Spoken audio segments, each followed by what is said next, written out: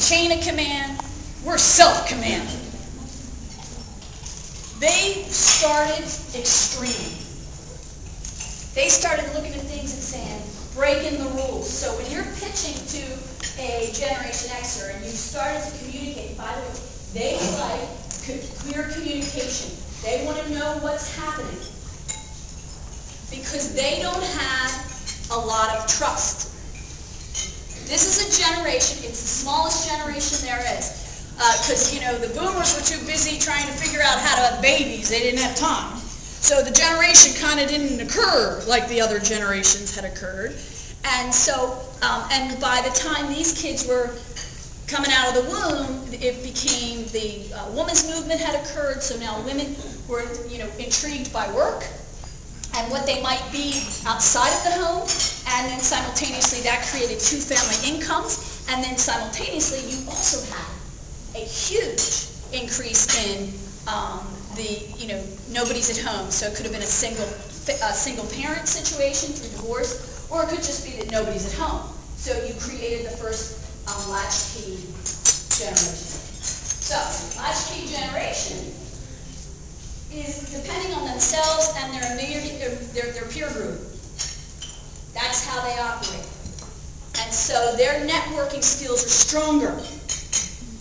They stay connected with people. You know, I always laugh because this generation, and I always know it, you know, because, you know, they went to college and they never really left, you know. They're wearing the same clothes and they listen to the same bloody music, right? They're like, oh yeah, man, I love this. This is the best, you know. Yeah, like, what was his name? Kurt Cobain, man, yeah. You know, it was like happening at that time. And they stayed there. This generation is the largest entrepreneurial generation, and it supports the renegade. This is not a lazy generation, which is a lot of times how people perceive them. This is a generation that created the 4-day, 10-hour work week.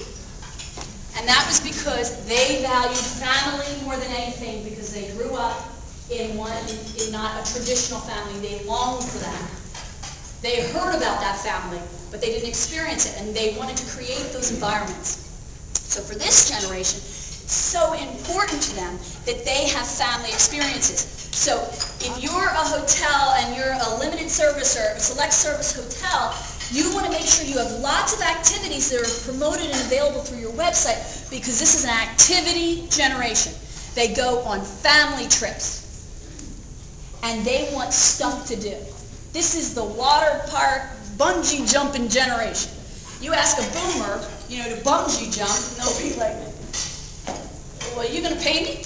Because I'm not doing something that stupid for no other reason, you know. And it better be a lot of money. Where the Xers are like, yeah, they created the extreme. They created extreme sports. It's only the millennials who made that mainstream and got it on ESPN. Originally, you know, it was the cable companies. And cable was part of them. The first for the boomers was a TV. Actually, in the late 50s, there were only 5 million TVs. By the mid-60s, there were 50 million TVs. So it changed everything. It changed how boomers learned about things. It changed advertising. It changed everything. Now you have these Xers who got cable. 24-hour news. Think about the human condition. Now they find out all the time that there's violence everywhere. Can you trust when there's violence everywhere? Not good. Boomers also, the Xers also experience a lot of sorrow moments in our history. And so that also was a heavy burden. Now this is a generation that its timing was really, really perfect, because it was like with Bill Gates, he was just turning 21 when the PC was going to become something. Good timing. Google came out of this generation. eBay came out of this generation. And so very creative generation, and they don't see it. So if you go into Google's offices, you know, they got ping pong tables and they got the whole thing happening. Because that generation's about quality of life. Got to get some balance here. Work balance is the biggest thing. So It's a beautiful target audience for you right now, in particular because of the economy, because they will always take their vacation. I got a guy in my office. They had a baby earlier this year, and he took some time off there and used up all his vacation. Like, he had 4 weeks of vacation already. He used it all. He wanted to go with his family and his newborn, his wife, to Hawaii. He took 10 days off without pay. I'm like, okay, you were familiar with the recession? Are you out of your mind? What do I sound like? A boomer.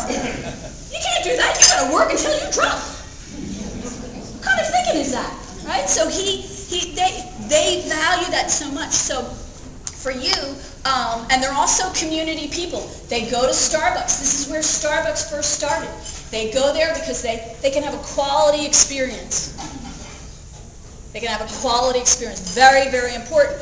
And by the way, boomers and Xers love their backyard. So if you're a marketing person, you want to be thinking about, how do I talk to the backyard? Because there are revenue streams in your backyard through these 2 generations.